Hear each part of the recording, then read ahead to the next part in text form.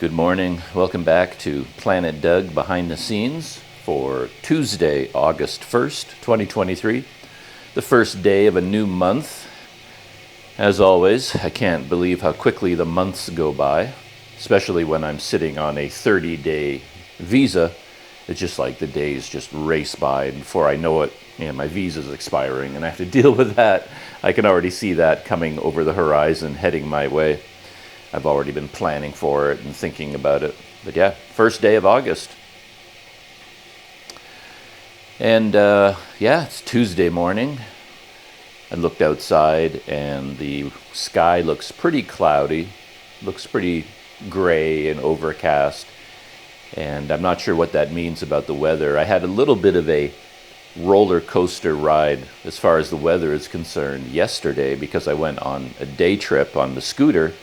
And I'll be talking mainly about that in this behind the scenes video once I get this these thoughts out of the way. I was planning this day trip and planning a whole series of day trips, and I was really excited because I saw a weather forecast of sunny skies, sunny skies, sunny skies, sunny skies. And when I was staying in the hotel uploading videos for 3 days, sunny, sunny, sunny. So it was like we turned a corner and we had beautiful weather.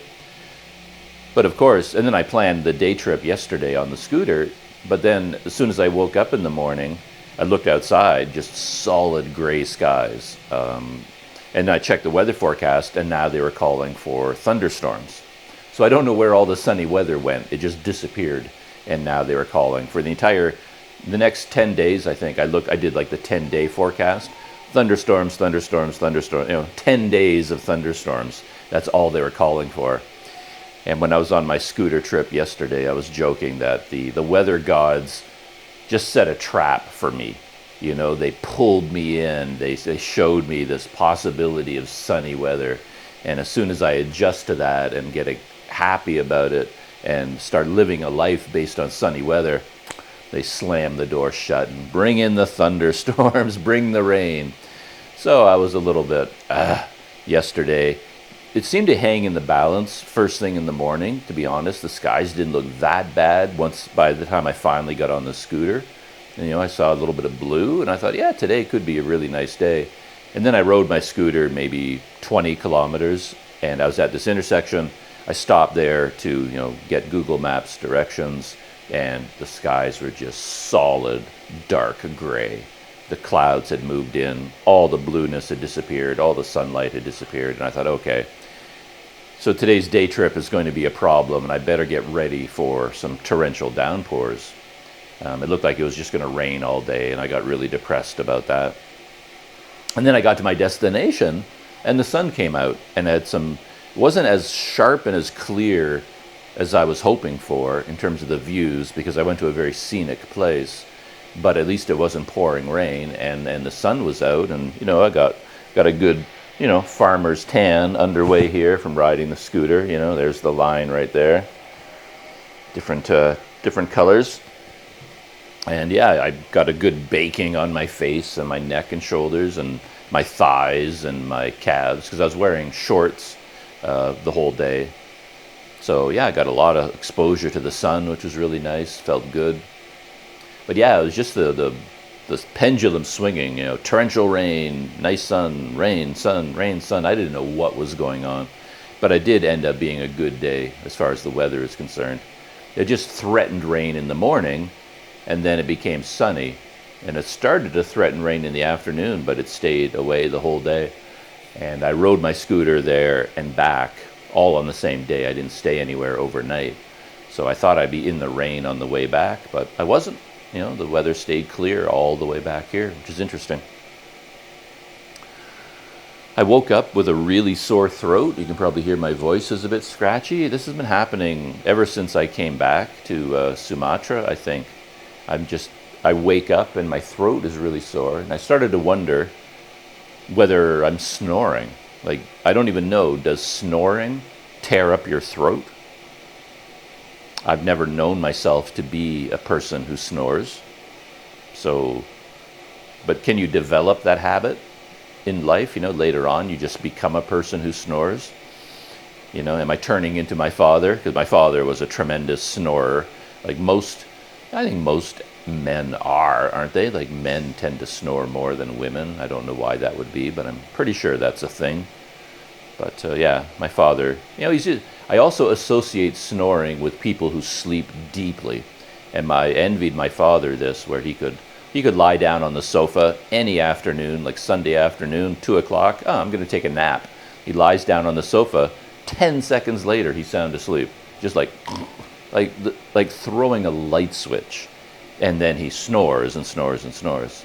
And I think of people who snore as being able to go to sleep quickly and just sleep deeply, and they always seem to be in.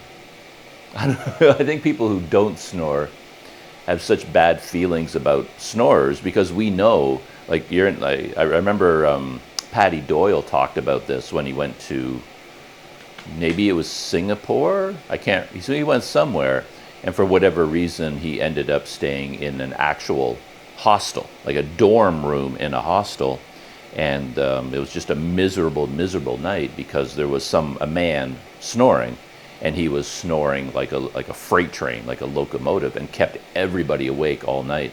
And Paddy told this long behind-the-scenes story about how miserable he was that night. And you can end up having this real hatred for people who snore, because they're lying there sound asleep. They're going to sleep all night. They're going to wake up in the morning feeling completely refreshed, feeling great, and yet everybody else who was in the room with them didn't get a wink of sleep, and they're all exhausted and bleary-eyed and irritable. And the guy causing all the trouble, the snorer, they don't even know. They didn't even know they were snoring. And if you confronted them about it, of course, they would insist they don't snore. So now I'm wondering whether I'm a person that isn't aware that I'm snoring, and that's why my throat is so sore. Could also be because it's very cold and damp up here where I'm staying. Even inside this room, I mean, it's not. Yeah, it's just the outside world and the air and the humidity and the dampness and the cold. It's just as cold and damp in here as it is out there. And maybe that's affecting my throat, though I don't think so. I'm accustomed to sleeping in cold weather. I like it, so I don't think that is it. The one remaining thing is the family that is taking care of this house. They live in the other half of the house. It's a whole family, mother, father, children, 3 children, I think. And it's a farming family, so they get up very, very early. My life has adapted to the rhythm of the village, where I go to bed early and I wake up early because you don't have a choice. The noise will wake you up in the morning, even with earplugs. You got the mosque, the call to prayer at 5 o'clock in the morning. It seems to be before then. I can't keep track of the timing of this thing, but every morning that wakes me up around 4:45, and it goes on for a long time. I think there are a couple of nearby mosques, because it seems much, much louder this time than it was when I was here last time. But yeah, the noise, the call to prayer from the mosque, 4:45 in the morning, you're awake. Farmers now go to the fields on scooters, and I don't know whether there's a basis for this or not, like a reality for it or not, but everyone here is really concerned about theft. Everyone talks a lot about scooters being stolen and houses being broken into, things being stolen. And so they park their scooters in the back here. They roll their scooter, they drive their scooter to the back and hide them, cover them up with tarps, put them here and there so they're out of sight. And they're near their 2 dogs, their 2 watchdogs, who bark like crazy if anybody goes anywhere near the back of the house. So whenever they go to work in the morning, the farmers or the mother drives the kids to school. They go to school really early too. Or she has to go out shopping and buy some things for breakfast. Anyway, the scooters are like, they fire up the scooters every morning, and they go right by my window here, so that wakes me up. And lots of family noise, running around, shouting and yelling. It's just a normal family, so there's lots of noise. So basically, I wake up when they do, and they wake up according to a village farmer's life. So I go to bed early and I wake up early. But they also cook. And I don't know what they cook for breakfast, but every morning, the woman of the family, Noor, she's frying something on a wok. And that has 2 effects. The first, she doesn't seem to be cooking normally. Like, it's not just the smell of frying eggs or frying whatever. She's frying something. Maybe it's for her, making breakfast for her kids, making breakfast for her husband, making lunches for them to take to school, to take to the field. I don't know what she's cooking, but the first step is always frying something in the wok, which would normally send out, clouds of oil, frying oil. And that could be what's irritating my throat. But she goes one step further, where every morning she seems to burn the oil. And I don't know if you've had experience with that, but there's a big difference between regular wok cooking with oil, and then if you overheat it and you burn the oil, it sends out clouds of toxic smoke. It strikes me as toxic. So her cooking style is to burn it and sends out these clouds of weaponized gaseous oil or something, and it pours into this room. And I smell it all day. I smell it every morning. It's a really powerful smell. And I'm wondering whether that burned oil, the gas from the burned oil, is what's tearing up my throat. I was wondering about that. Yeah, that could be what it is. The other effect, which is kind of an interesting one, from someone like me, from a Western culture, of course, we're not accustomed to dinner smells in the morning. And it's something you grow up with, and I know from experience that when I do smell like cooking meat in the morning, it actually makes me a little bit ill. It makes me feel nauseous, because it's weird. I know this happened in Canada too when I was a kid, usually on Sundays. Because I think on Sundays, if I remember right, my mother might make a pot roast. And a pot roast has to be cooked for a long time in the oven. And then it might even be cooking in the morning. So on Sunday morning, you might wake up to the house full of the smell of pot roast, of meat cooking in the oven. And you wake up Sunday morning and you feel a little bit sick to your stomach because of that smell. We're not used to it. We don't have that kind of food for breakfast. That's a dinner smell. And when we smell it in the morning, it's very unpleasant for us. And it's hard to get used to it. So here, of course, in this part of the world, the meals are roughly the same: breakfast, lunch, and dinner. They have different dishes, but it's all based on the same ingredients and the same basic cooking styles. They cook a hot meal with meat and onions and whatever for breakfast, and for lunch, and rice, breakfast, lunch, and dinner. It's the same basic set of ingredients. So you often wake up in the morning here smelling. It feels incongruous. I think my body reacts to it, like, why are they cooking dinner? But it's 5 o'clock in the morning and you're smelling pot roast. And that happens here every morning as well with the wok. Like that frying oil smell is actually quite unpleasant for me to wake up to. It's like, it's just a cultural thing. You grow up differently and your body seems to adapt to that. And funny thing is, of course, I've spent the vast majority of my life in places like this, not in Canada, but I grew up in Canada, and those seem to be your formative years. Those years from 1 to 20, 1 to 15, 1 to 16, seem to have a much stronger effect on you as a human being and your body than all the rest of your life put together. Those are the key years. And I grew up in Canada, so no matter how long I live in Asia, I'm at heart, I am a Canadian. I am a Western person. My body is adapted to a Western lifestyle. It's just the way it is, and I don't think you can ever get away from that unless you're born in another country and you grow up there and your formative years are spent in that country. That's different. But my formative years were spent in Canada, and smelling burning oil from the wok, first thing in the morning. It's like, I don't know, maybe that's what's... And of course, they do cook late at night as well, so I've got this oil smell in the air all the time. So maybe that's what's burning up my throat. Who knows? Time for coffee. So, yeah, my throat is sore, my eyes are sore, and my body is a little bit beat up this morning too. And that's because of my scooter trip yesterday. I went to Lake Maninjau. And Wonderful day, amazing day from beginning to end. I went there basically on a day trip. It's technically not that far away, but distances in Indonesia can be very deceiving. You know, you check your distance and maybe it's 33 kilometers to the lake, and you think, oh, I'm going to hop on my scooter and I'll zip there and I'll be there. But life is not that simple in Sumatra in terms of the road conditions.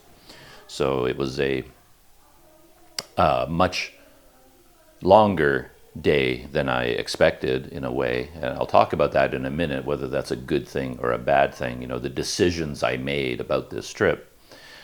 So Lake Maninjau is actually a crater lake, I guess what they call a caldera, the same as Lake Toba. Like Lake Toba was formed when a massive volcano erupted, and then water, and you know, of course, that forms a crater at the top of the volcano, and then that crater fills with water. And if it's big enough, it essentially turns into a very large lake.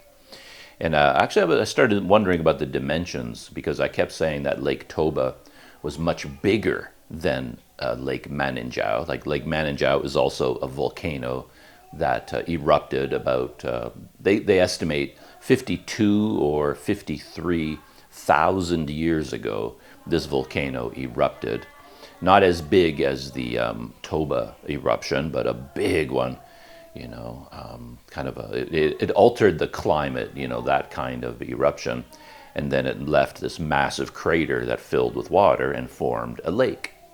It's a spectacular sight, absolutely spectacular. I was surprised. I came over onto a viewpoint by accident. I didn't even know I was at a viewpoint on my scooter. And I rode up to this viewpoint and I was just like, whoa. It just like hit me. It was like, okay, this is impressive. It was a grand sight. It had grandeur, you know, and I wasn't expecting that. I don't know what I was expecting, but I was not expecting what I saw. So why it isn't a bigger tourist attraction, why people from Malaysia aren't flooding into Bukit Tinggi to go to this place, I don't know. I mean, it's one of Sumatra's secrets, I think. Or maybe I was just in the mood yesterday to be impressed, but wow. What an experience. That was really something else. So what I ended up doing, as I said, is I rode my scooter there, and I rode my scooter back, and I went all the way around the lake. And that I hemmed and hawed about whether I was going to do that or not, but once I got there, and of course, once I started riding my scooter along the edge of the lake, and the scenery was just blowing my mind, just like, wow. Wow, wow, wow, wow, you know, just every little new section of road. It was like astonishingly beautiful, I thought. And then I just couldn't help it. I just went all the way around, figured why not, and I talked myself into it. But then, of course, because of the road conditions, because of the sun, the heat, the everything conditions, it ended up being a pretty tough journey. So I ended up riding 135 kilometers total. And that doesn't seem like much. In Canada, we'll ride 135 kilometers to have breakfast. You know, we'll drive our car to the next city to buy something at the mall there, and we'll do 135 kilometers there and back without thinking about it. But when you're riding a scooter on these roads, and the steepness and the roughness of the roads and the road conditions, the traffic, that's a journey. And in a behind-the-scenes kind of way, I have been thinking about whether it was the right way to do this trip. Again, I talk about this human instinct all the time.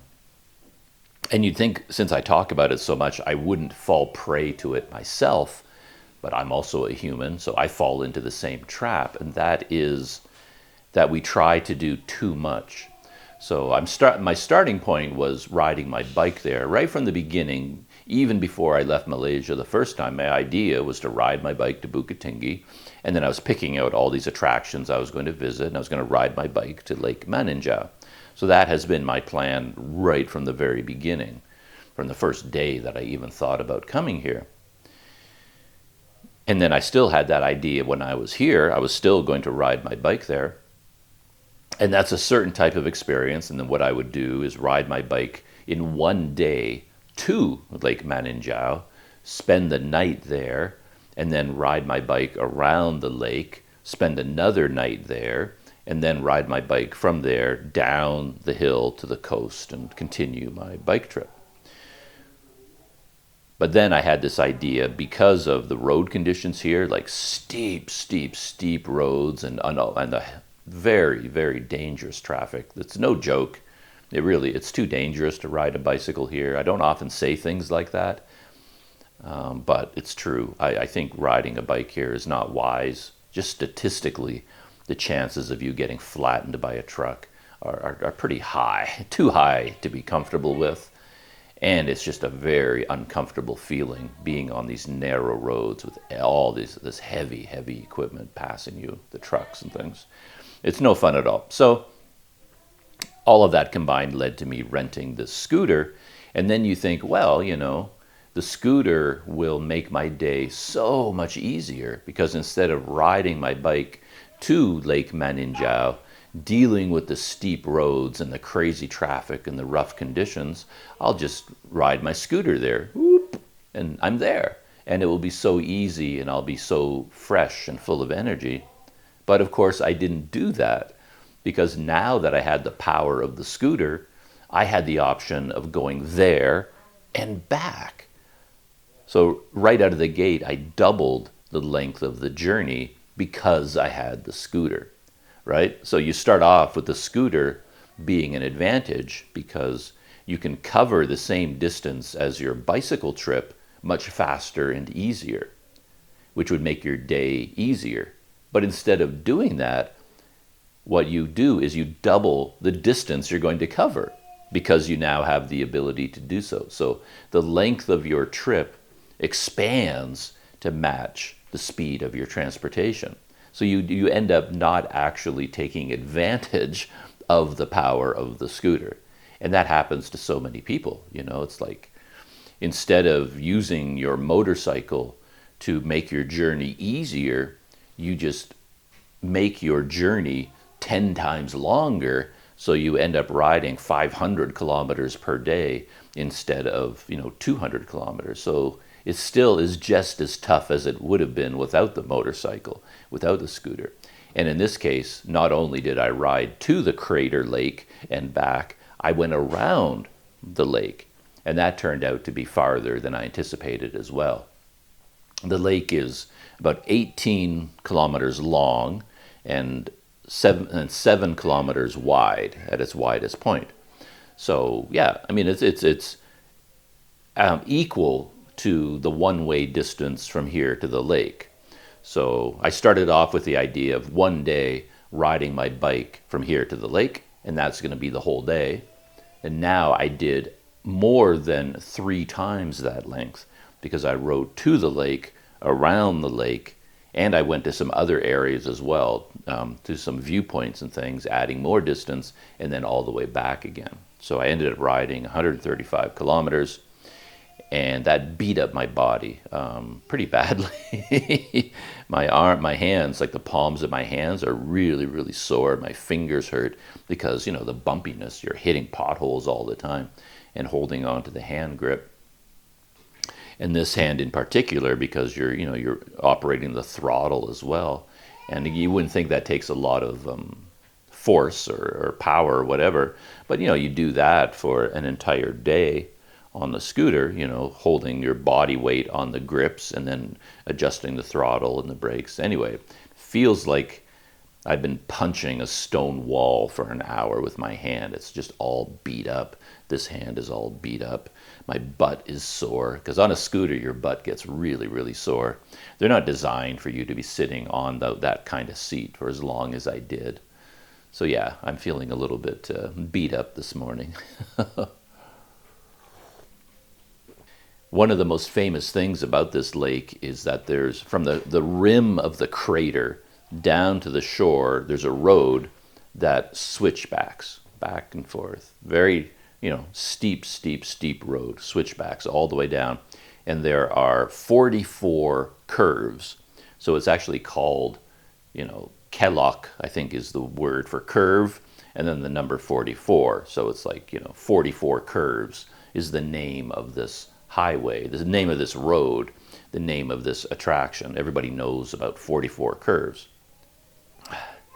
And interestingly, they actually underreported the number of curves, which is kind of interesting. There's the Mae Hong Son loop in northern Thailand. I did that on my scooter 3-4 times. I went around the loop, and they do this whole thing there where they count the number of curves, and then if you go all the way around it on your motorcycle or on your scooter, you can get a certificate from the local tourism board saying, I conquered the however many thousands of curves are on this highway. I forget the number now.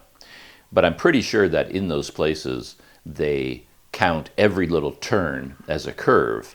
So if the road is essentially going straight, but then it goes this way and then this way and this way, they count each one of those as a curve in order to get as high a number as possible.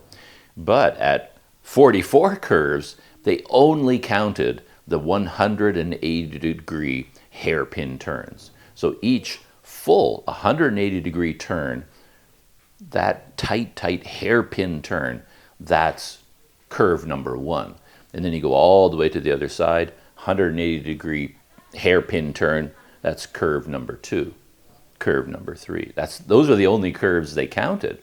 And in between those curves, the road is doing a lot of curving. But they don't count any of those. And that impressed me very much. I mean, they could have raised the number probably to 100 curves if you count all of them, but they only included the biggest ones at the very end of each switchback. Each one is 180 degrees except for one. The very last one, when you're going down, the last one, you're coming off a 180-degree turn, and then you get a 90-degree turn that then just goes straight down the hill into the city or into the town. But every other one, other than that last one, is a 180-degree turn. And on these mountain switchback roads, when you do these 180-degree turns, they're steep. So the road will be going up at a very steep angle. And then when it hits that curve, it doubles, I think. It just like to get around the curve. And then it gets to the next curve. And it's so steep for that little piece of the curve. It's like you're going upstairs. And it's extremely narrow, very narrow roads, very rough, a lot of potholes, a lot of rough pavement, and vehicles, a lot of vehicles going up and down this road. And they have to do, like big buses and things, have to do a really wide turn and take over the whole road. So for all those reasons, riding a bike on that road would be deadly, would be tough. Coming up, if it's just you, your body weight, and a lightweight bicycle with a really low gear, and you're really, really fit, and you're insane, I guess, you could ride your bike to the top. It would be like an Iron Man feat. But for me, with my heavy bike and my bike trailer and all of my gear, I don't think I could do it. I don't think I could have ridden my bike down. I could have ridden my bike down, obviously, but I'm almost positive there's no way I would have been able to get back up again. I would not have been able to do it. But I don't know. There's a similar road that goes down to Lake Toba, where I was staying on Lake Toba most of the time. There was a very similar road, goes doom, doom, doom, doom, all the way down from the edge of the crater to Lake Toba, where on the end of the lake where I was. And I rode my bike up that. I did it. But I don't think it was nearly as steep. So I think it would have been impossible to do with my full load, and dangerous because it is so narrow. So when you're on that bike, moving slowly, every other vehicle going down to Lake Maninjau and coming back up again would have to pass you on that narrow, narrow road. And I think it would have been very dangerous to do. So very, if not dangerous, it would have been annoying and irritating and stressful and frustrating to be hugging the side of the road with all these vehicles trying to pass you on these narrow, narrow turns. So Though I am saying that riding a bike there would have been the better experience from a travel point of view, from a life richness point of view, from a social point of view, from every point of view. I think riding a bike would be better. Physically, it would have been a bad idea. So the scooter was the way to go.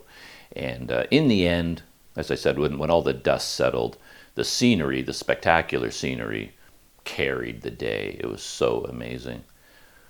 Yeah, much more dramatic. The crater walls are much closer to the water than I expected.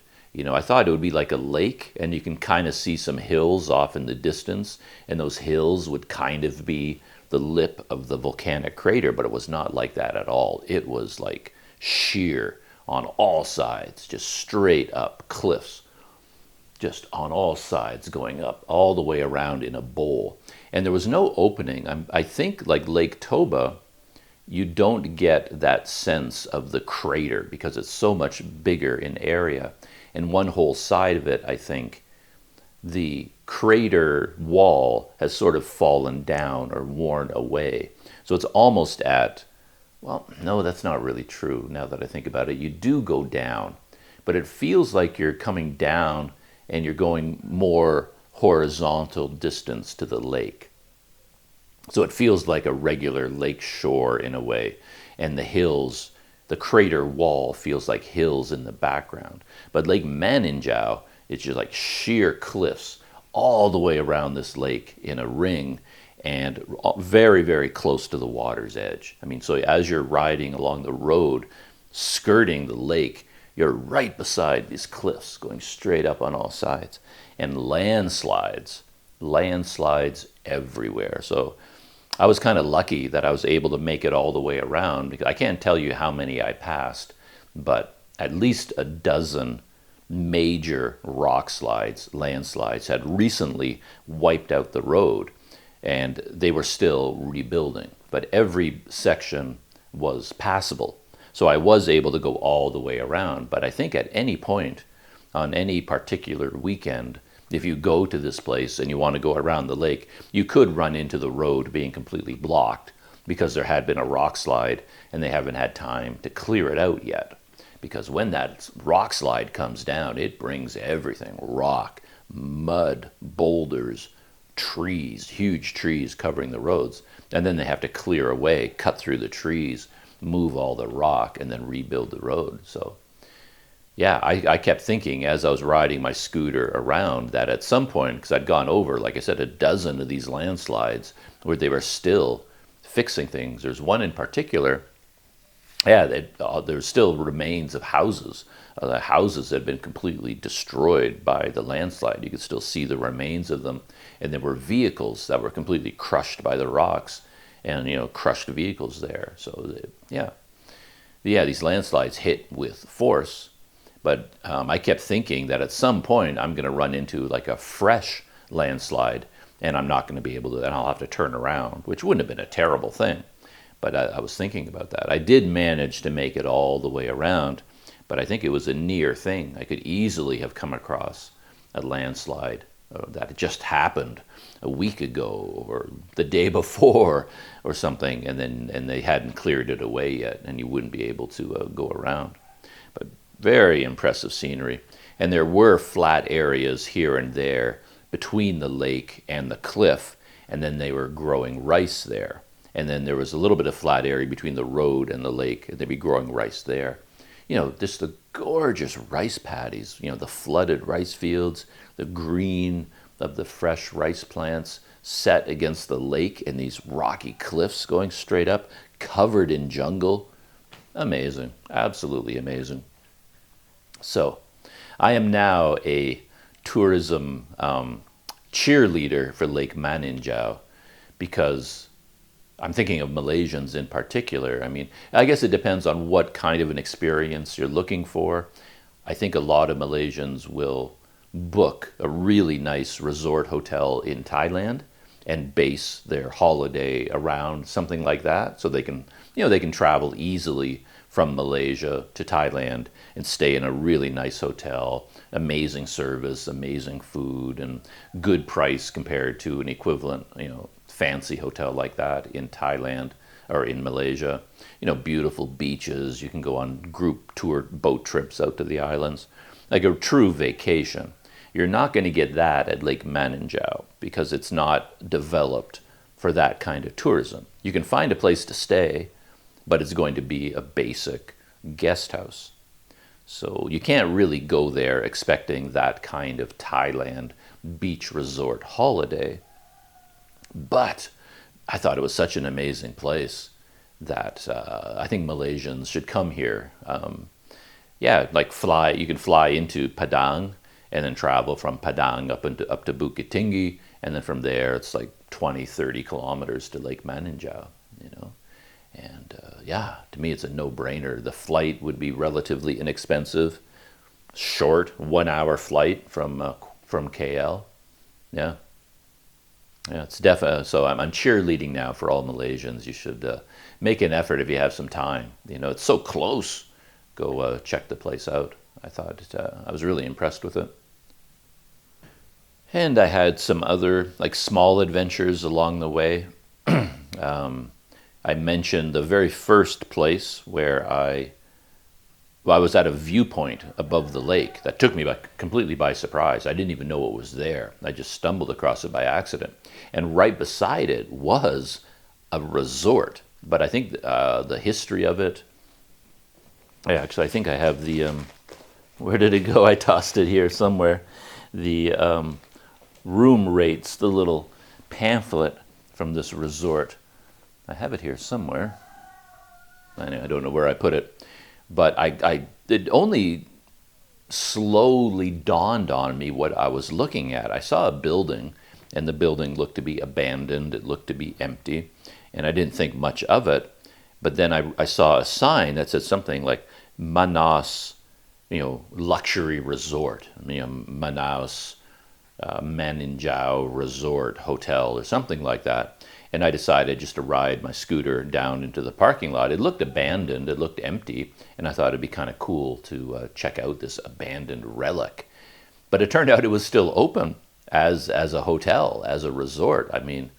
There was a woman at the front desk on the inside, and she showed me their room rates. And the cheapest room was 800,000 rupiah. And then it went up to cottages, like their deluxe cottage was like 1.7 million, maybe 1.8 million, 1.5 million. So that's the range. You're looking at $1 million to $1.5 million to get a room at this place.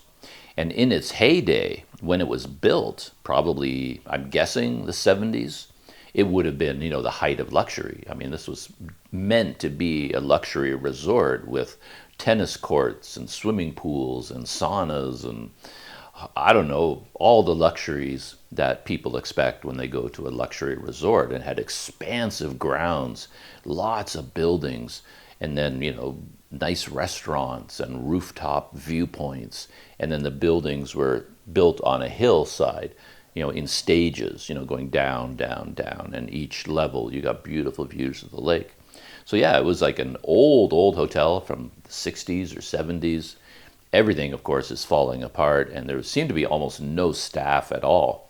Seems like a place that big would require a staff in the hundreds, and I saw like 3 people. The woman at the front desk, a man who helped me find the stairs to the upper floor, to the rooftop, and then some guy sitting in a chair way around the corner, watching YouTube videos, as the only staff I saw the whole time I was there. And I didn't think anybody was there. I didn't see any guests at all, but it was a Monday, so I think they get most of their visitors on the weekend. And I think this place would mainly be booked now by companies or school groups, like large groups, and give them advance notice, because I don't think you couldn't really show up there as one person and expect to go into the restaurant and say, where's your menu? Let me choose my delicious meal. because I don't think they're prepared for anything like that. You have to tell them in advance, okay, I've got 100 people coming, and we want this much food, and they have to get all this ready for you, because it's not really a going concern anymore. But I managed to go into the hotel and explore the interior a little bit. I didn't see a room, but I did go all the way up to the roof and get a beautiful view of the lake. It was very cool to explore this old hotel, this old luxury resort. And I also went to a place called Puncak Lawang, which I didn't even know what it was. I was looking on Google Maps and I saw this. It was a viewpoint. And before you go down the 44 curves to the lake, to the water level, if you stay on the rim of the crater, there's a road that goes along the rim of the crater. And I saw a series of lookout points along that road. And I thought, okay, before I go down to the lake, I should ride along that road and get some views of the lake and the volcanic crater, the whole thing. So I didn't know what this was, and I rode along this road, gorgeous road. Just one of those roads, again, where having a scooter was amazing, If I were the type of person to woohoo, I'd be riding my scooter going woohoo, because it was just amazing. Smooth. This tarmac on that road was really nice. It wasn't potholed. I guess it was freshly paved, not that long ago. Curving and curving, going up and down these rolling hills. On your left, stunning views of the lake. Strawberry farms everywhere. All the fields were covered in strawberry farms. Viewpoint after viewpoint after viewpoint. Unfortunately for me, because this is me we're talking about, everything was closed. So there are all these snack stalls, ice cream parlors, restaurants, everything spread out along this road. And it would have been amazing to stop, for some food and some snacks and some coffee, but nothing was open. Like maybe they only open on the weekends, but everything was closed. And I don't think the strawberries were in season either. The fields were full of strawberry plants, but they didn't have like strawberries for sale. I didn't see any strawberries anywhere. But the beauty of the strawberry fields, the farms everywhere, the lookout points, it was just stunning. It was absolutely beautiful. And also quaint in terms of, you're passing farming villages and people that live there. It has a very natural, non-touristy feeling. It just feels like you're riding through, idyllic countryside, with rice farmers on all sides and strawberry fields and a volcano, and a lake. Yeah, it was just amazing. But then I got all the way to the end, and it turns out Puncak Lawang is a big thing. It's not just a little bench and an Instagram spot to take your selfies. It was a park. And when I rode up to this gate of some kind, and there were two women there, and I didn't even know what the place was. I didn't know what was going on. And they just said, oh, here's the ticket price. And you had to pay 25,000 rupiah to enter. Though I don't know if that's per person or per vehicle. I'm assuming it's per person, because I didn't see anything on there like per car or per scooter or anything. I think the 25,000 was a per person rate. So if you had 4 people in your car, I guess it would cost you 100,000 to go into this place. And they had much higher prices there for things like parasailing, I think, and wedding photography. Like you could go there to shoot your wedding video or wedding photos, and it would cost you 500,000 or 1 million rupiah. And I can't remember what the parasailing was, maybe 500,000 or 1 million. I don't know. But anyway, you had to pay to go into this place, and I didn't know what it was, but yeah, I paid my 25,000 rupiah, and then you have to park your vehicle at the bottom, and then it is basically a park full of selfie opportunities. There are a few things you can do. There are some like walkways, like wooden, like cables that have been strung from tree to tree, and you can walk along this thing. I assume you have to get, I don't know if you can just go up there. I didn't go up. I didn't climb up it because it looked closed, and you probably have to get a harness and then tie into the cable or something. I hate all that kind of stuff. I just like to do things on my own. And there was a zip line going from a hill down to where these trees were. I saw one guy go by on the zip line, but I don't know who that was. He didn't woohoo or anything, and he didn't have a GoPro, so he wasn't a YouTuber. Might have been an employee just testing it, because I saw no people riding the zip line. They call it the Flying Fox. And when I walked by the Flying Fox shack, where I guess you buy a ticket and has all the harnesses and the helmets, everything. There's nobody there. So even if I wanted to do it, if I wanted to woohoo for YouTube and do the GoPro thing, I couldn't have done it because there was nobody there. I guess I would have had to have gone and found staff and said, listen, I want to woohoo on the zip line. Can someone come do it? But I couldn't be bothered. And there was a flat area, which was the launch point for parasailing. And I commented when I was there on video that you really had to be sure that you wanted to go parasailing, because it wasn't like a slope on a hill where you run gradually down the slope and slowly take off, and then you can sort of change your mind before you actually launch. This was more like a flat, hilly area and then a cliff. So basically, you run towards the edge of the cliff, and then when you hit the cliff, you're airborne. So you just whoosh, off you go.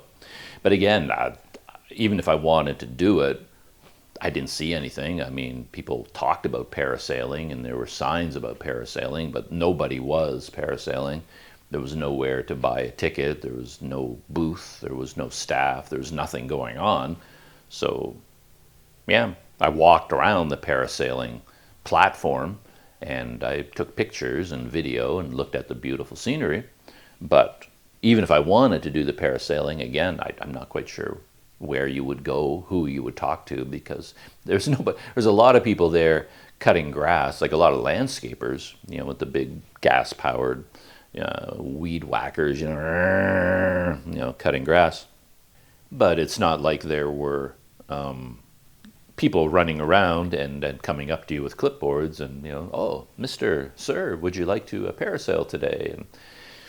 And even if they were, I don't think I would have done it. I think it would have been quite expensive to do. And I don't know, I like to do things by myself. It always struck me as so goofy to get strapped into a dual parasailing thing. Of course, you don't do it on your own, obviously. You have a guy, a professional, and then they have a double harness where you're basically harnessed to him, and then you have to somehow the two of you run together like you're some awkward, two people, you're an awkward creature with four legs. You have to run together, and then you're hanging from him, and he's doing the steering of the parasail. And that has always struck me as just profoundly goofy. It's not something I would want to do. I suppose if I was there with a group of friends, and we're all feeling high energy, and we're goofing around and laughing and joking, and we all do it, and yeah, okay, I would do it. But me being there on my own, and it's not like I wanted to do it so badly that I was going to go try to find some staff. And I got the feeling it would take a long time because there was nobody there. I think you'd have to make arrangements in advance, because even if you parasail off the cliff, you're going all the way down to the lake. There's flat areas down there. That's where you're landing. So they have to make arrangements to get you back up to the top again, right? So they would have to arrange for a vehicle to be down there waiting for you and your guide, and then you fly down there, you land, and then they have to drive you all the way back up to the top again. It's one of the reasons it would be so expensive.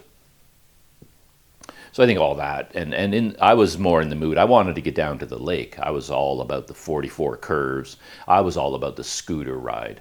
So I had no idea Punchang Lawang existed. So I wasn't prepared for it mentally or in terms of time or interest.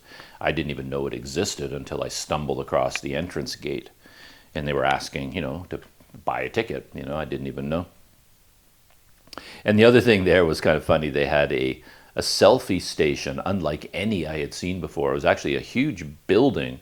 The bottom half was still under construction. It was unfinished, but you walk up some stairs to the roof, and then they have selfie stations everywhere, but they're all elevated. Like by yourself, you couldn't get to them. And maybe this was done on purpose so that you have to pay to take a selfie, because they had a little shack there. And here there was a staff member there, but he was just sitting there looking bored as can be, and he just was staring at his smartphone. All the staff at these places tend to be just staring at their smartphones these days, the bane of modern smartphone culture. But there was a guy there with a little booth, and they had all these harnesses because all these selfie platforms were 6 feet off the ground. Like there's one that had 2 chairs and a table, so you would basically sit on the chair above the volcano, and I guess they take your picture, and it looks really weird, like you're floating in the air sitting at this table. And they have all these bird nests like made out of branches, and it's like a round cocoon almost, and you climb up and sit in this bird nest, which is dangling 6 or 7 feet off the ground, and then you get your picture taken up there. They had all these different selfie stations, but the only way to go into them, they have to put you in a safety harness first, and I assume they have a ladder. I didn't see one, but I assume when you pay your ticket to get your selfie taken, I guess it's no longer a selfie anymore because they're taking the picture for you, I assume. And then they would have to bring out a ladder. They have to put you in your harness, and then they have to help you climb up the ladder and then hook you in for safety, and then you have your picture taken. It's so goofy. But yeah, I've never seen a selfie station as advanced as this one, as technological. So anyway, I took a couple of pictures of the selfie stuff, but I did not sign up to have my picture taken and get into the harness.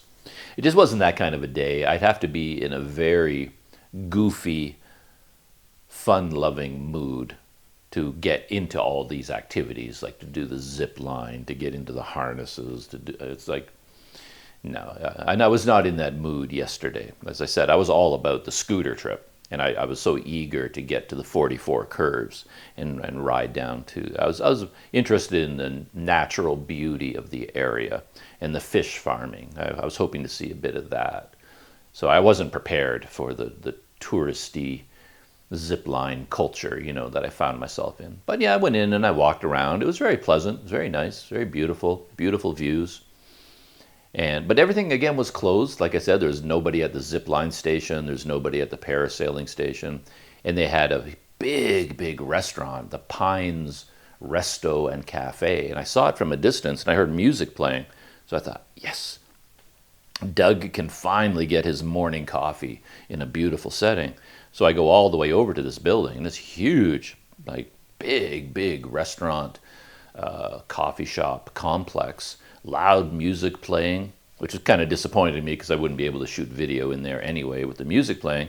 But the whole thing was completely abandoned. There was a counter, and I saw coffee beans in like a coffee grinder machine, and I'm like, I could really go for a cup of coffee, but there's nobody there. Not a single person, not a single customer, no staff of any kind. And I wandered around for a while. I took pictures.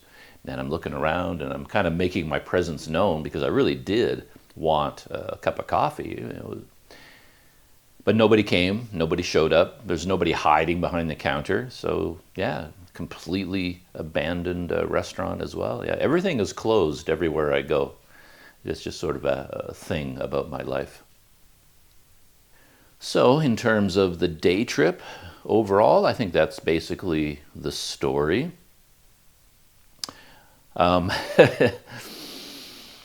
Yeah, it's kind of funny. The amount of video I shot was just outrageous. It's like, I don't know why I do these sorts of things. I make my life so difficult.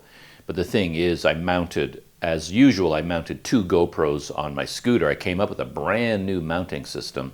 Maybe I'll make a whole behind the scenes video about this because it was pretty involved. But I had a GoPro mounted facing me and a GoPro on a chest harness, and when I do that, I like to shoot video at the same time. So I'm speaking into this microphone, and it's being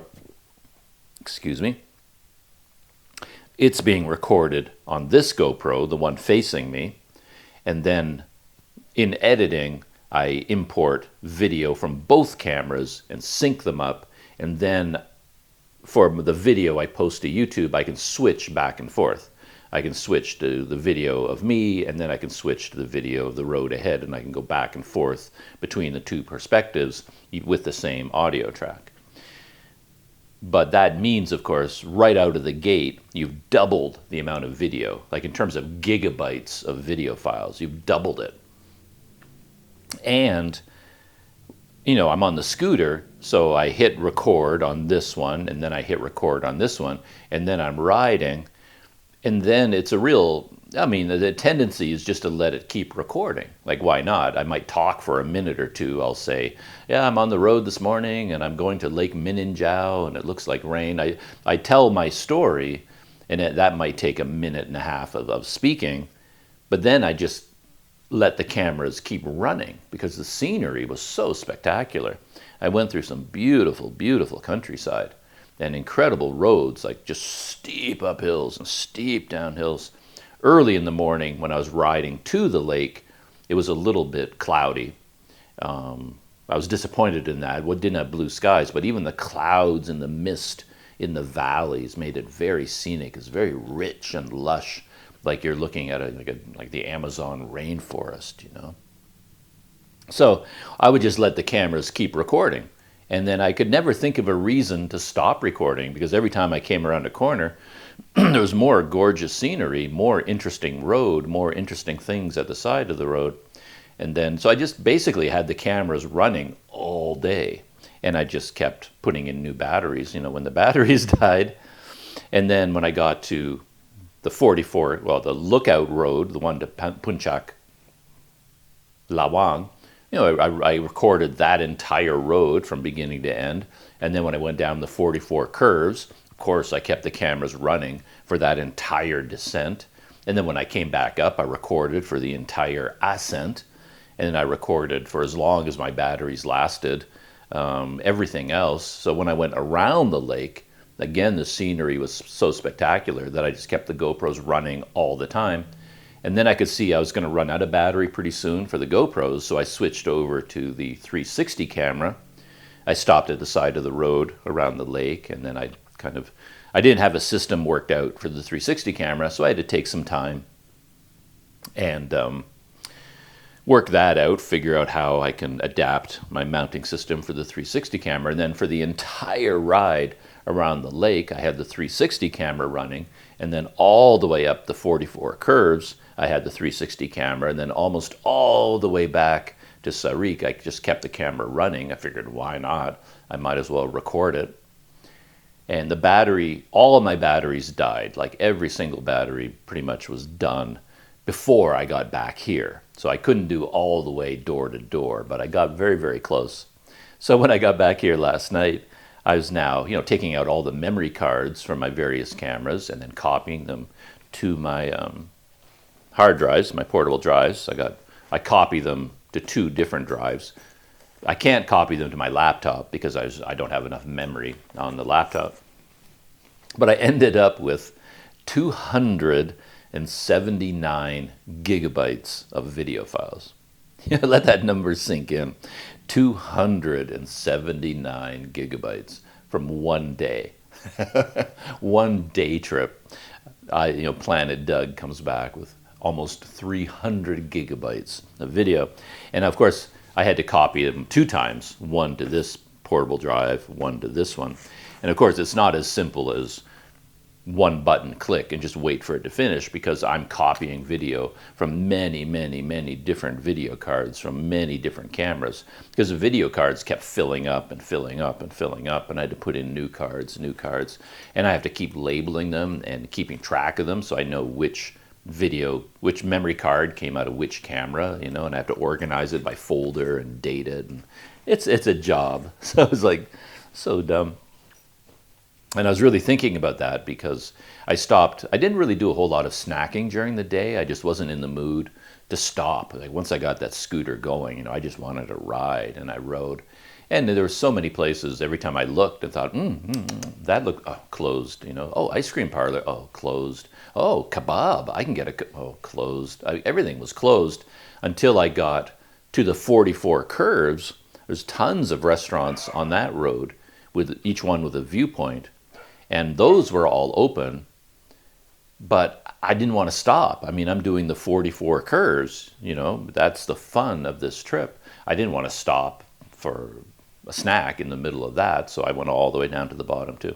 So I didn't do a lot of stopping, but on my way back, I really hadn't eaten anything the entire day. I hadn't had anything to drink the entire day. But on my way back up, I thought, okay, let's get some food.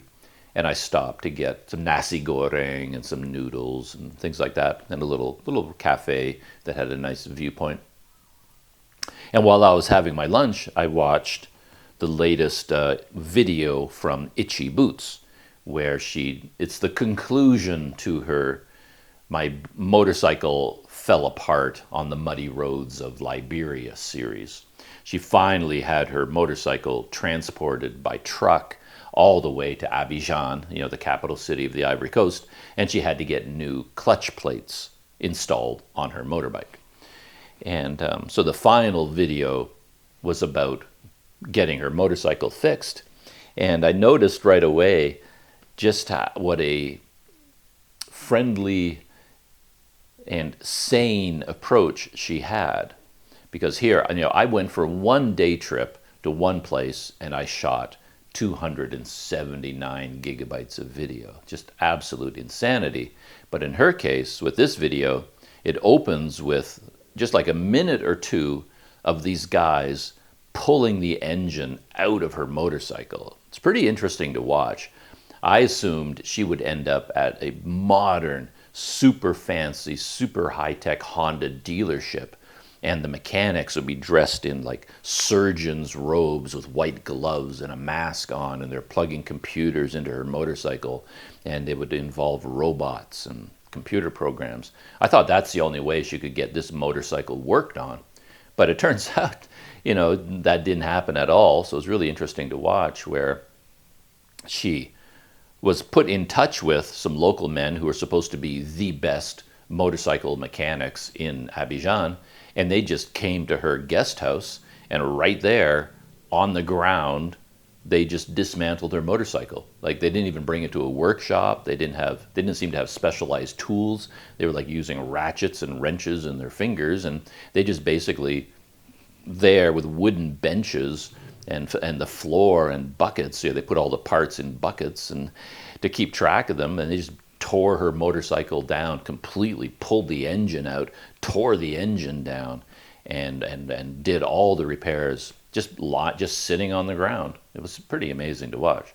But anyway, her video of all of this was just a couple minutes of them pulling the engine out, and then the video went, she put a date line on it, you know, click, click, with a typewriter sound, and then it said 1.5 weeks later. So she jumps ahead 10 or 11 days, and now all of her parts had arrived. A new clutch assembly, new air box, new brake pads, new this, new that. Everything she needed to rebuild her motorcycle. She'd been busy ordering all this stuff. I think some of it she'd ordered long ago and had it shipped to Abidjan. And all these packages were arriving, I guess. And it took a week and a half for all this stuff to get there. And then now it was time for them to put it together. And she shot a little video of them, you know, working on her motorbike. And then she was suddenly riding it, and oh, it's all fixed. So I was thinking, okay, that's the way to be a YouTuber. You know, she basically stayed so focused. The story was the motorcycle being repaired, and that's all she did. And over, you know, she was probably in Abidjan, I would say 2 or 3 weeks in total, and she only filmed like 3 times. Like, she did a little bit of filming just when they pulled the engine out. She went to pick up a package. Something arrived, and she went to pick it up at Federal Express or wherever it came. And then she shot a little bit when they put the motorcycle together. But over like a 3-week period, probably, she shot video on those 3 occasions and just ignored everything else. So all of the work she did behind the scenes, online, ordering all these parts, having them shipped, having them delivered, paying for them, things like that. The hotel, never saw her hotel, no idea where she's staying, what her room was like, how much she's paying. not a single meal, like nothing about eating or drinking, going out exploring the city, nothing about any of the people that she might have met, like just ignored her entire life to focus on those few minutes of working on the motorcycle, you know? And I thought, yeah, that's the way to do it. Yeah. But of course, from my point of view as a audience for Itchy Boots, I want all those other videos, of course. I would love to have seen video of her hotel, of her meals. And for me, probably the most interesting thing in the video for me, of course, other than the motorcycle being repaired, she did include this sequence where she needed money. She had to pay all these guys, and she needed more money. And then she was on her motorcycle after it had been repaired, and she needed to withdraw money from ATMs, and she just went from ATM to ATM, like, nope, this one doesn't work, this one won't work, this one won't work. And she just went around and around and around the whole city, going to all these ATMs, and they all rejected her card. You know, she couldn't withdraw any money. And I thought, okay, that's what life is really like. Because all of this trouble, all of these problems, many, many more, this is all going on behind the scenes. Because I've had the same experience here in Indonesia. When I first came here, endless trouble, because my ATM card just will never work, and you have to go from bank to bank to bank to bank to finally find one that's going to work for you. And that's just the way life is. You know, it's not that easy. So she did show that, but I love all that kind of stuff, and I'd love to have seen her life in the Ivory Coast. Go out exploring the city, doing things. But again, she just completely ignored all of that and focused only on the motorcycle. I guess she knows her audience, because this video, you know, however, it's probably up to 600,000-700,000 views by now, you know, because it is an interesting video to watch. But yeah, for me, I would like to see more of her life. But of course, can you imagine if she went out every day and came back at the end of every day with 279 gigabytes of video? Yeah, she would not be doing that. She is not nearly as dumb as I am. She's a whole lot smarter than me. One last story from yesterday, and to be honest, other than the beauty and the grandeur of this volcano and the lake in the middle of this volcano, the event that stuck with me, that hit me the hardest emotionally and is really stuck in my head, is the point when I came across a kitten on the road. And this will be in my final video, I assume. I'm riding along, going uphill, riding very slowly, and then I see a little bit of a commotion ahead of me. I can't quite remember what I saw, but I think I saw someone slowing down and then going around. And then I spotted, you know, the tiniest little kitten, you know, like newborn almost, fits in the palm of your hand, a kitten in the middle of the road, and vehicles, you know, going past it. And it was basically on a ticking clock.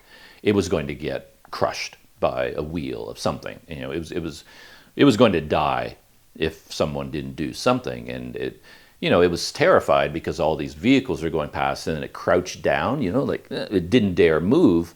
And eventually, of course, it was going to get run over, and you could hear it, you know, meow, meow, meow, you know, kitten meowing. So I pulled over to the side of the road, and I really want to see this video now. I saw a little bit of it yesterday when I was copying. I was clicking on the occasional video just to make sure that, okay, these files aren't corrupted. You know, my GoPro did well yesterday. I got to give it props. I'm pretty hard on GoPros overall, but I should give it props when it works. No, I didn't. Neither camera froze the entire day, not once. No glitches, and none of the video files were corrupted. So the cameras worked perfectly, both of them, for the whole day. So, got to give GoPro props. You know, I don't want to be critical of GoPros all the time. So yeah, they worked flawlessly for the whole day. So anyway, I was clicking on these video files, and one of them happened to be a moment when I was getting the kitten off the road. And I didn't spend a lot of time watching it, but I noticed that I almost got killed. I don't think I was thinking very clearly.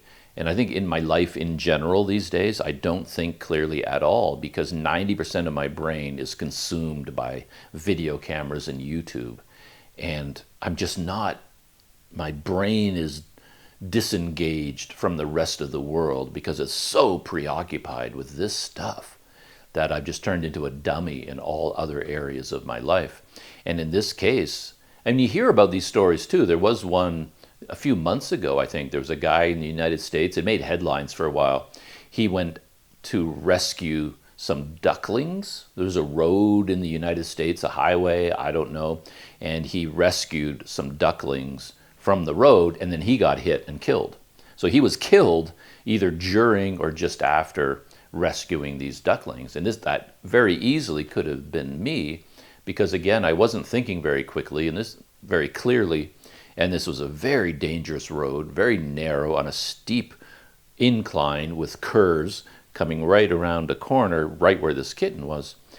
And somehow, maybe I was infected by YouTube videos, because I see all these animal rescue videos where people walk out into traffic like, wait, stop, hold on, and they rescue the animal and get it off the road. And maybe it looks so effortless, I wasn't thinking that clearly. Anyway, I parked my scooter, I'm getting off my scooter, and then I see the kitten, and then I'm just going to walk to the kitten and get it. And as I'm walking to the kitten, I see just out of the corner of my eye a big truck coming around the corner, and I'm holding up my hand like I'm Superman or something, like I have power or something. And I'm like, wait, telling them to slow down, and for some reason, I'm thinking all I have to do is hold up my hand like this, and then all the traffic is going to stop. And then I'll just get the kitten, and then I don't actually have to pay attention to the traffic. All I have to do is hold up my hand, and that's all that I need to do. But then when I watch the video, I see myself, again, I'm going to have to look at it again to make sure I've got the details right. But my memory is that I'm holding up the hand, but I'm not looking at the truck anymore. I'm not looking to see whether it is actually slowing down or not. I just held up my hand, and I'm looking at the kitten, and then I'm like holding up my hand, and then I pick up the kitten, and then I walk away, and right then, the truck goes by. And at that time, I had no idea the truck was still moving. And of course, it makes sense. This is a big, heavy truck. It's coming down a steep hill. You can hold up your hand all you want, but if his brakes can't stop that truck, there's nothing he can do about it. We're talking about a heavy truck. They can't stop on a dime, right? So maybe he hit the brakes, I don't know, or maybe he didn't hit the brakes at all, and he timed it so that I picked up the kitten and just got out of his way before he went by. But it really did look like I wasn't paying attention in any direction. I just held up one hand, and then I went for the kitten, and then I lost all visual concentration. I wasn't looking at the traffic at all. And that truck, I think, could easily have hit me. Another vehicle could have come around the other corner and hit me. I just simply was not paying attention to the traffic at all while I was picking up this kitten. So that was really dumb.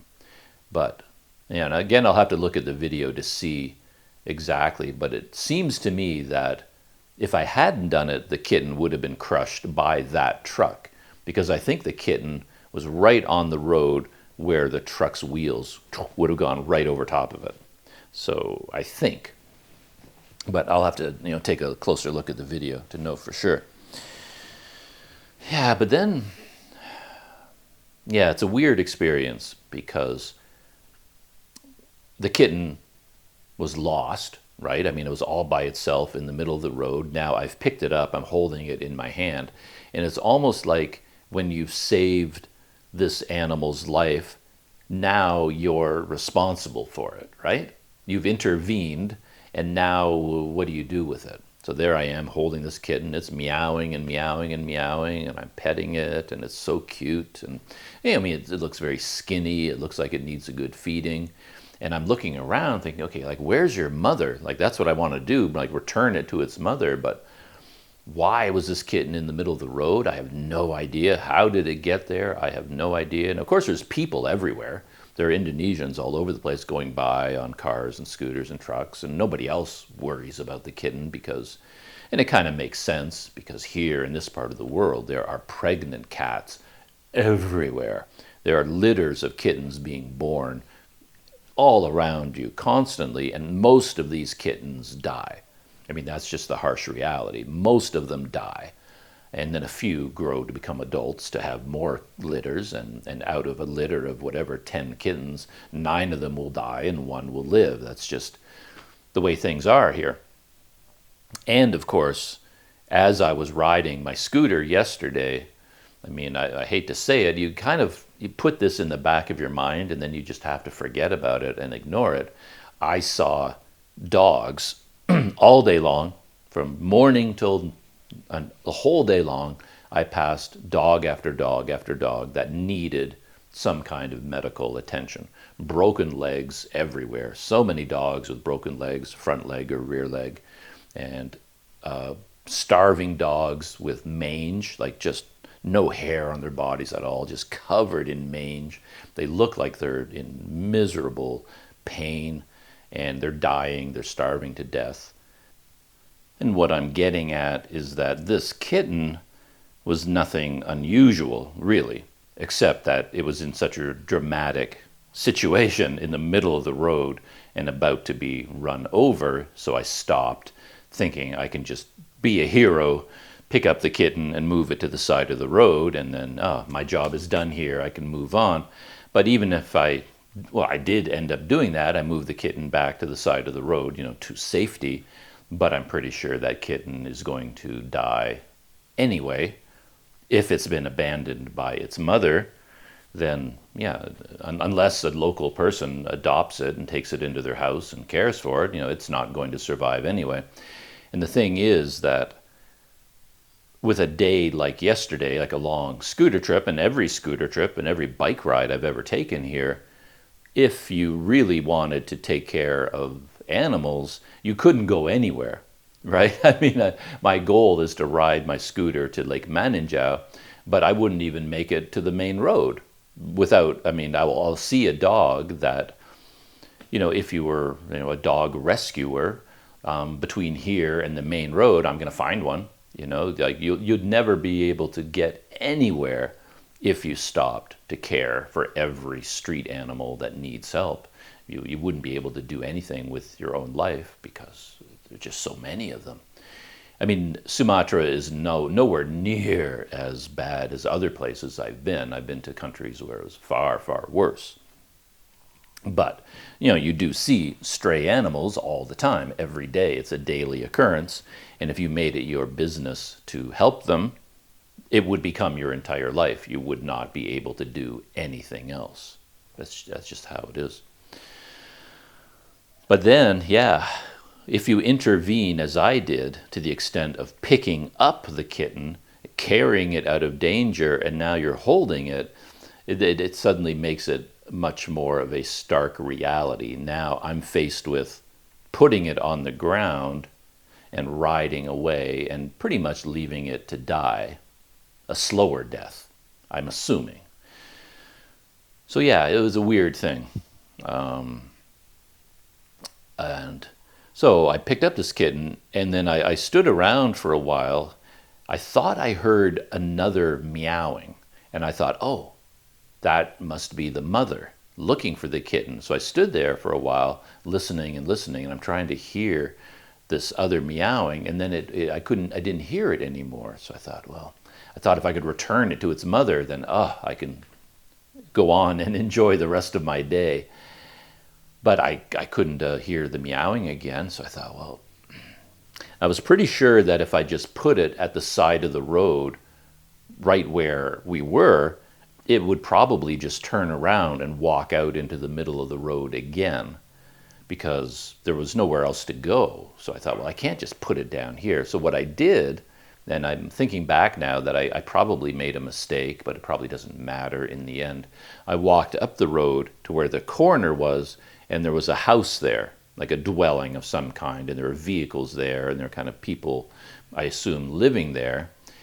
And I couldn't go knock on the door and say, here, adopt this kitten, please, and go away. But what I did was I put the kitten down on the grass near their house, thinking, my thought at the time was, if there is a mother cat, this kitten the mother is probably near this house. It was the only house around. So I thought, okay, this is probably where the mother cat lives. This is probably where the kitten came from. Probably came from this house and came down the road and then out into traffic. So I felt like this was the best chance that I was bringing it home near its mother.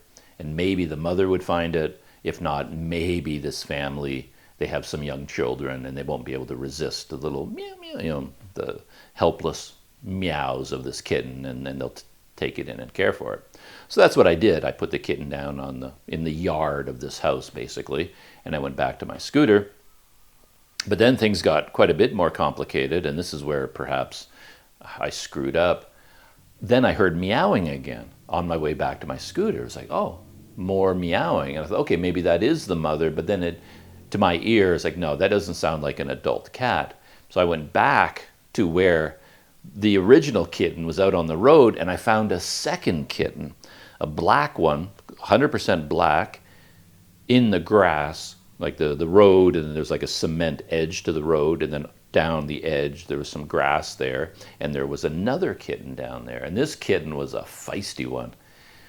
I remember even at the time I was thinking, okay, I really should bring this one with me. You see some around the world travelers, whether they're traveling by van or bicycle, whatever they're doing, they'll sometimes adopt a local animal and bring it with them. And if you look at their YouTube channels, their YouTube videos suddenly become extremely popular because everybody loves to see these animals traveling with these YouTubers. And I thought, well, this kitten could come with me, maybe I should just bring it with me. But then, of course, bringing animals from one country to another country, crossing borders, going on airplanes, it's pretty much impossible to do. So it's really hard to do. But anyway, if I was going to do it, it would have been this kitten, because I picked up this black thing, and it was a mountain climber. It was a tough, feisty little thing. And with black kittens, you see the claws, right? The white claws that come out of the black of their paws and the white teeth. And then he was crawling up my arm. I had a rain jacket on at the time, and he's like, every time I picked him up, put him back in my hand, he wants to just climb. He was just a really feisty little creature. And much later in the day, this is kind of funny. It was actually I can't remember when it was. This was long after the kittens. I'd ridden my scooter many, many kilometers. I was at Lake Maninjau, and I was doing something. I think I was changing a battery on the GoPro or something, and I noticed I had kitten diarrhea all over my thumb. I didn't even notice it, but the black cat, I guess, was sick, and it had diarrhea all over my hand, and it went all over my thumb, and for some reason I never noticed it, and it had all dried, and it was all in my thumb nail bed, and all it's kind of, I guess it was in a place I didn't really see it right away, but then when I finally saw it, I was like, yeesh, why is my thumb covered in this? And it's like, oh, okay, that's from the kitten, diarrhea, and it had dried on my thumb. But anyway, this cat was ill as well. But yeah, so now I'm standing there, I'm holding another kitten, and the funny element to this whole story is that there were a lot of Indonesians around, as I said, and most of them driving, but there were some men going by walking their hunting dogs, which is a very common thing for the Minangkabau people. They have a tradition of hunting wild pigs with dogs, and these are, very well cared for, big, powerful animals for the most part, and they'll go walking them in the morning, and they'll have 3 or 4 of them on leashes at the same time. And these guys were walking up and down this road as I was dealing with these kittens. And man, the dogs, they really wanted to go after those kittens. The one that I put near the house, I saw some dogs go by, being walked by this guy, and the dogs are like straining on, trying to get at that kitten. So, if the dogs were running free, that kitten would be dead. It wouldn't be run over, but the dogs would have taken care of it. But, the guy held them back, but the dogs really wanted to get at that kitten. And other guys were walking by with their dogs, and there was a father going by with his children, taking them to school or whatever he's doing. And of course, they're all looking at this bizarre foreigner walking around with kittens in his hand. Like, what is that moron doing, But yeah, it was a very weird situation to be in. But at least the black kitten was not on the road, and it didn't seem like it had any urge to go out on the road. It was happy to stay in the grass, so it wasn't in any danger there other than from the dogs.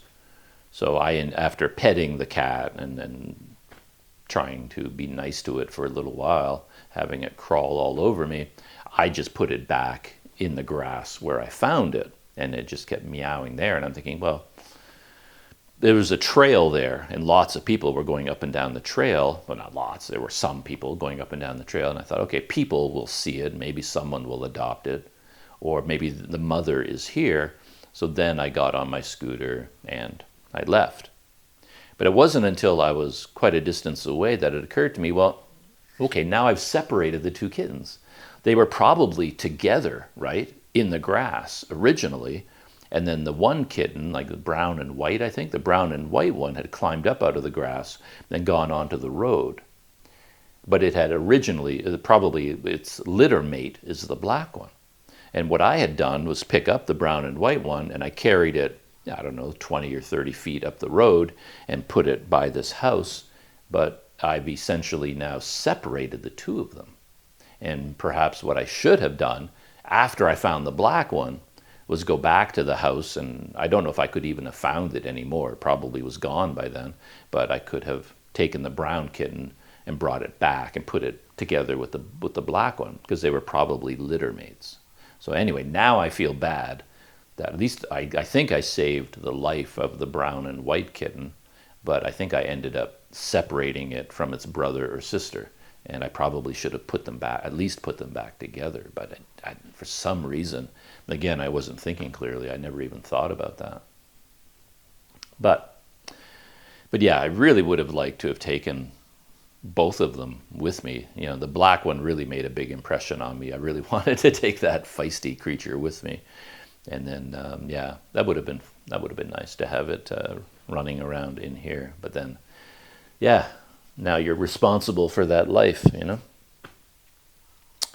Yeah, funny thing is, over the last few days, I've really connected with the puppy. Like when I first came to this house, there was a very small brown and white puppy. There's a mother dog here. It's the main guard dog for this house. And I guess it had had puppies, but there's only one of them around, and it was this small brown and white one. And it's very scared of people, kind of shy. And whenever it would run up to me, it would basically cower. You know, it would want attention, want me to pet it. But then it'd be so scared it could barely move when it got close to me, and it would tuck down its head and tail tucked in and just sort of whimpering and trying to get closer. And now that I've come back, it's much bigger. It's growing up into an adult dog, and it remembers me. And every day I'm getting more and more attached, or the dog is getting more and more attached to me. It listens now because I'm the only one that uses the front door of the house. And I make noise with the keys, opening and closing. And wherever the dog lives during the day, it's listening for the keys now. And every time it hears the keys, it just comes running to the door because it wants to be a pet. And slowly but surely, like every day, I'm bringing it out of its shell. Because even when I came back this time, even as a bigger dog, it would run up to me, but then curl into a ball and hide, and then I would pet it, and it would never raise its head up. It didn't dare lift its head or look at me. But day after day, I'm sort of being nice to it. I'm petting it several times a day now, because every time I go in and out, it comes running. And then it's slowly coming out of its shell. It's no longer just a ball. You know, the head is starting to come up. You know, I get my hand under its chin and scratching under his neck and lifting it up, and occasionally now he'll actually raise his head and look at me. He's getting more and more comfortable. The tail is coming up, and so anyway, I'm making friends with the family puppy now, turning into a dog. Feels like it needs some feeding though. Feels a little bit skinny to me. Needs more food. So I was wondering whether, if I go out during the day, if I can find some like dog food, or I don't know what, I could sort of sneak it some snacks anyway. So yeah, that is life on planet Doug. And yesterday, while I was copying 279 gigabytes of video files times two. I had to do it 2 times, one to each hard drive. While I took hours to accomplish. And while that was going on, I was watching a new TV show on my tablet because I use my laptop. I have to use the laptop to copy from memory card to portable hard drive. It's not like you can just plug it into a hard drive. You have to go through a computer in order to do that. So my laptop is busy copying. When it's doing that, you can't do anything else with the laptop. It takes all the power to do that. So I started watching a new show called Dr. Death. And thumbnail sketch is, it's good. It's a good show. Enjoyable. I'm really hooked on it. And I knew nothing about it. I heard the name, Dr. Death, which made me think it was probably about a doctor who kills people. Dr. Death. That's all I knew based on the title. I didn't know who was in it. I didn't know what the story was. I didn't know whether it was based on a true story or was completely fictional. I had a vague idea it was based on a true story, and that turned out to be true. They have this disclaimer at the beginning that this is based on a true story and a real person, but of course for dramatic reasons they've changed things to make it more dramatic, make it more like a TV show rather than real life. But yeah, I really like it. It's really well done. And it's more interesting than I expected it to be. Once I kind of got the hang of it, it's like, oh, okay. So it really is a true story, and it's about a doctor. And I just assumed it would be about a doctor who's a psychopath, Hannibal Lecter, who deliberately kills people and hides their murders because they're doctors. You hear about cases like that, a lot of serial killers from history, and it turns out they're nurses or something like that who inject their patients with morphine, thinking they're helping them. They're getting older and they're getting sicker, and they just kill them or whatever, thinking they're being nice to them. And you hear stories about that from time to time. And I thought this doctor was like a Hannibal Lecter genius who was killing his patients but hiding it under his medical practice or something like that. But it turns out it's quite a bit more complicated than that, and quite a bit more to do with some relatively deep psychological ideas going on in the show. So I'm enjoying that. And there's two big name actors in it. Christian Slater, is that his name? Christian Slater? But anyway, I know this guy, and he's getting older now. I think of him as one of the young actors of my life, but of course he's a full adult now. He's a lot older than he was when I saw him in movies. He was like a young, good-looking kid, the cool kid in school in all his first movies, all his big hits. And now he's an older man, but he still has this young man, cool energy. So in the show, I think his name is Christian Slater. Anyway, he chews up the scenery. His character in the TV show is very irreverent, very funny, very quippy, very outspoken, and very energetic. So every time he's on screen, he's a lot of fun. And then Alec Baldwin is also one of the main characters. He's another doctor. All these guys are doctors in the show. And then Alec Baldwin is also in it. And I'm not so thrilled with him because Alec Baldwin, whenever I see him in a role, all I see is Alec Baldwin. He's just such an iconic person. The characters he plays always seem to be the same person. And I think of that as Alec Baldwin. I see him being interviewed on talk shows, and his mannerisms, his speech, his ideas, everything about him seem exactly the same as all the characters he plays. So all I see is Alec Baldwin. I don't see the character. So it'd be better for me if they didn't cast him in this role. I would have preferred like a no-name person that I've never heard of before. But he's okay. He's fine. And yeah, I'm enjoying it quite a bit. I'm hooked on the show, so I really want to see where it goes. So that is Pop Culture Update, Dr. Death. And I started watching a Swedish or Danish movie called Another Round. And I guess it won all kinds of awards. It's one of these indie films that wins all the awards at the film festivals.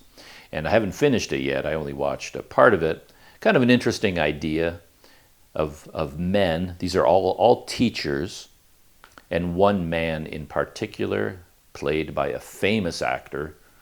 I can't think of his name right now, but he's quite famous. It's not in English, of course. This movie is in Danish or Swedish. Obviously, I wasn't paying a whole lot of attention. I don't even know what country this movie is from.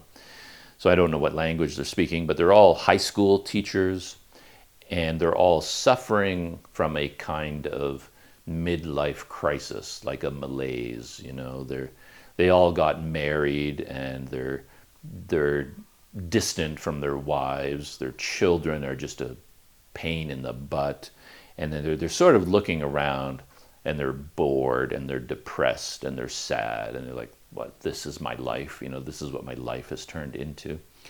And then during an evening at the bars, a birthday celebration, one of the men talks about a theory, like a psychological study, where they started with this idea that a lot of the great artists and great politicians of history were practically alcoholics. You know, you're thinking of Hemingway, Winston Churchill, all these, you know, the great men of history, and they drink a lot.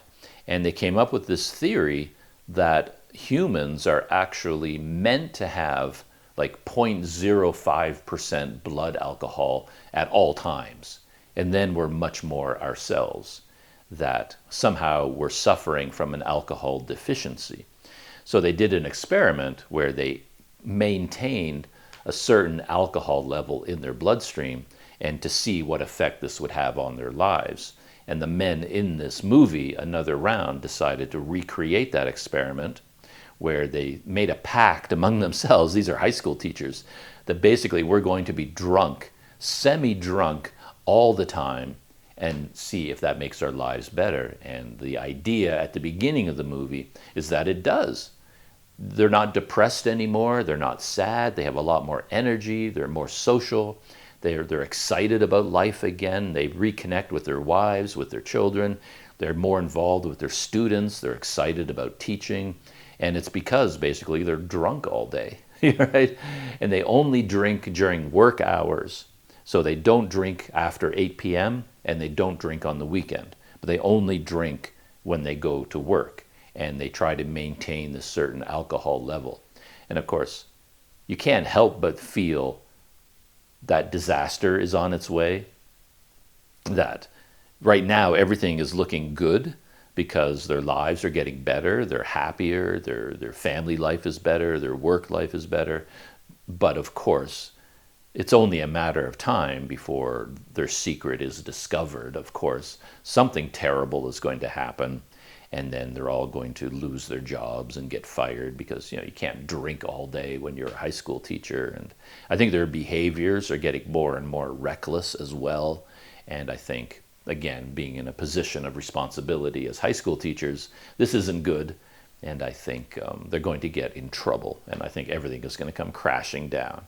But I don't know because I haven't seen the movie yet. I basically just started it. But that's the basic plot, called Another Round. But again, I don't know. It has a different name, of course, in Danish or Swedish. I think it's Danish, but don't quote me on that. Anyway, that's the end of Pop Culture Update, the end of Planet Doug Life Update from yesterday.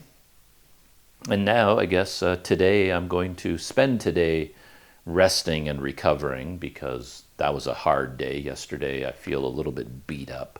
I feel tired from yesterday, and I have a lot of video editing to do. So I'm going to spend the rest of the day editing video. And I'm thinking, since I still have the scooter, I rented it for a week, I'm thinking tomorrow I'll either go on another day trip or I might go to a place called the Harau Valley. And that would probably be a 2-day trip, at least. Ride to Payakumbu, stay overnight in a hotel there, and then in the morning ride out to the Harau Valley, another very beautiful scenic area here, and then ride back to the village. So I'll probably do that tomorrow, head off on that trip, but we'll see. So that's it. Time for coffee number 2. And yeah, as always, I'll see you in the next video.